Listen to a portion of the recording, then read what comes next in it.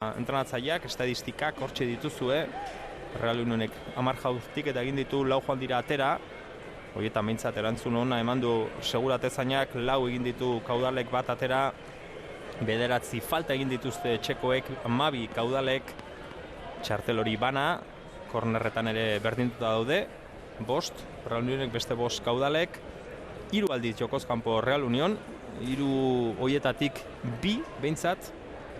Ez ziren, Joanan, errepikapenak erakutsi dugu, Goikorena beste burukada horretan ez dakigu, hortxe ere, baina bestetan ez zeuden jokoz kanpo behintzat.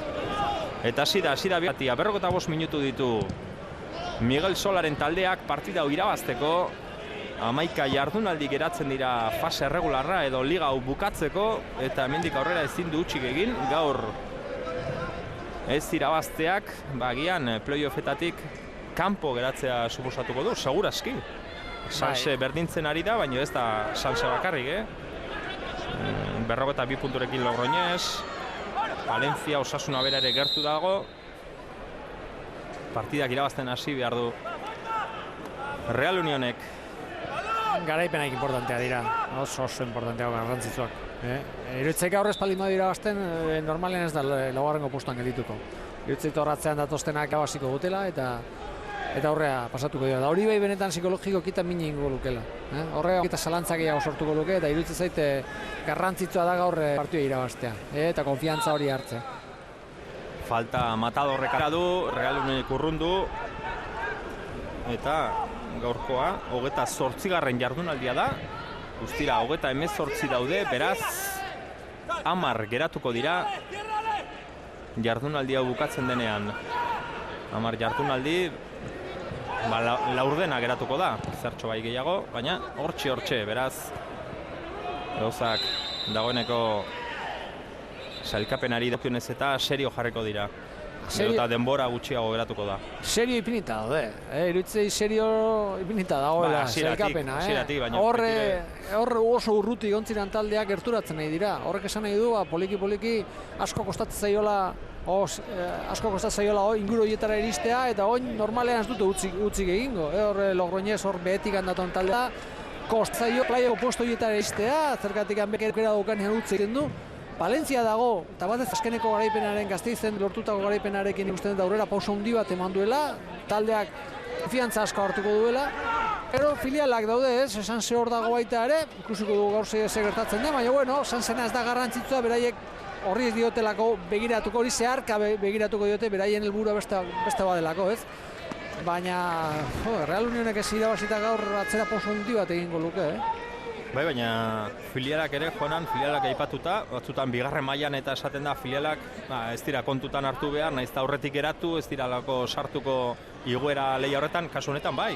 Arerioak dira, arerio zuzena. Filialak arerioa dira, baina beraien helburua. Filialen helburua ez da playoffetan sartzea. Gertu dagoena beti esperantza puntu horikiko du, eta horrek emango dio, ez dakit indar gehiago hor partida jokatzeko garaia, baina beraien helburua ez da hori, beraien helburua beste gauza bada, ez?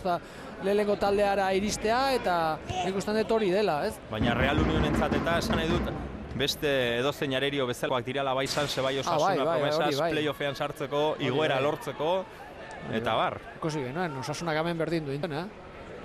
Osea, horrek zerbait izan nahi du. Areria beti izaten dira, ez? Helburua dira desberdinak. Hor normalean hor beti atostenak, azkenean zazpi talde, 8 talde daude. Sanse eta sartze baitu barruan, 8 talde daude hor. 4 postu jokatuko dituztena, eta 4 postu egitatik ikusten dut azkeneko 2. Egongo dira horre, zalantzak gehiagoten. Landeirak atera du baloia, hor jarraitzen du metro gutxitan, Real Unionek ondo jokatu dute, Gorka Brit. Ruben Dunari eman dio, iritsi da Ruben Duran, bere aurrean López.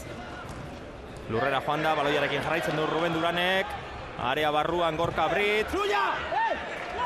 Eta kornerra.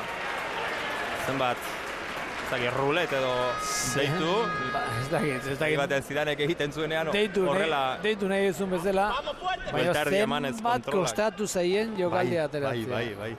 Zela jarditik, nola ikitzea aulki ondotik. Aulki horrean hilo, galari gero bat atera da galera, ez txekin zer egin. Atari erabak txartek eraman du.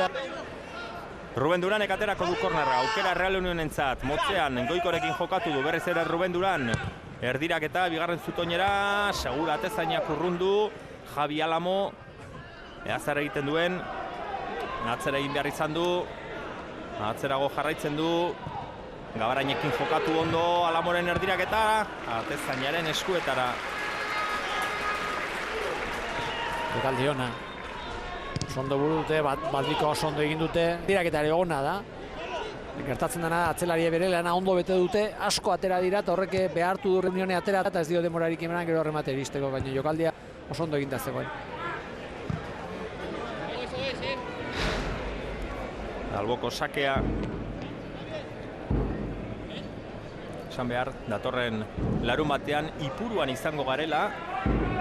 Eibar eta Sanseren arteko partida beretan erakargarria ikusteko. Lehenengo zer gertatzen den asteburu honetan, zer egiten duten bai Sansek, bai Eibarrek. Lehenengo itzulian Zubietan ikusi genuen partida hau. Egia esan, bolada hartan Eibarrek jokatu futbolean gutxi egiten zuen, baina bolada hartan emaitza oso ona lortzen zituen eta adibiderik onena Zubietan jokatutako partida izan zen. Ez zuen gauza hundirik egin, baina azkenean buruz sartutako gol bati esker, 3 puntutxoak eraman zituen Manis Mandiolaren taldeak. Eta ikusi behar, zer gertatzen den lehenago asteburu honetan, orain bertan hasi da partida, Eibarren partida, Peñaspor Eibar, gaur jokatuko du beraz. Eta bihar jokatuko dute Mirandan, partida oso garrantzitsua Mirandesek eta Alabesek, partida berezia da. Gainera Mirandako futbol zelaian ere beste grada batzuk ipini dituzte, jende asko espero da. Iko jendea Mirandakoa han izango da, Gasteizetik ere jende desente joango da. Bertan dago. Partida garrantzitsua, biak goian, playoffetako postuetan da, lehenengoa 3. seltoarenka.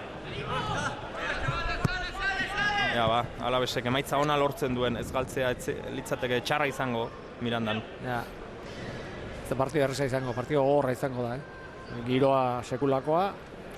Euskaldun mordoa, Mirandesen Alabesen baino gehiago. Pila bat Alabesen baino gehiago. Bai, zalantzari gabe. Jurik ikutu du buruz. Hemen Real Unionek daukalana partida irabazteko. Horre, nik usten dut, inauteri irala eta bat ematen mozorrotu beharko du. Oin gola nola mozorrotzen da. Egia zanan, bestaldeko armailatan badago bat, kardenal baten beharra beharko dut, han badago. Ala moduzko bat, haren beharra.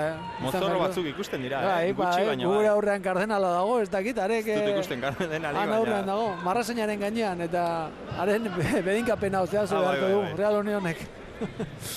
Guztia beharko du, bai. Gorkatek baloia beste aldera, Alamo Gabarainen laguntza du. Alamo katzera Lakruz eman du.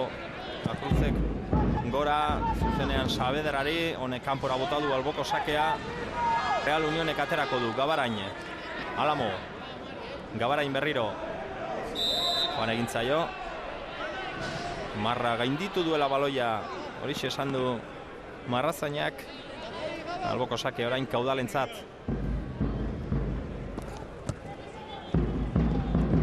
Zelaiardian kaudalek eraman du baloia. Duranek moztu Juri.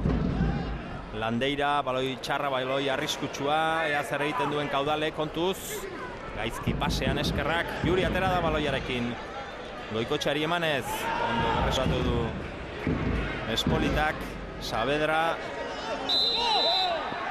Haze saltxatan sartzen den Saavedra atzutan, baloia eramadatik, eta epaileak falta adierazi. Alamok egindako falta, lurrean geratu da Saavedra. Eta berehala zutituko da.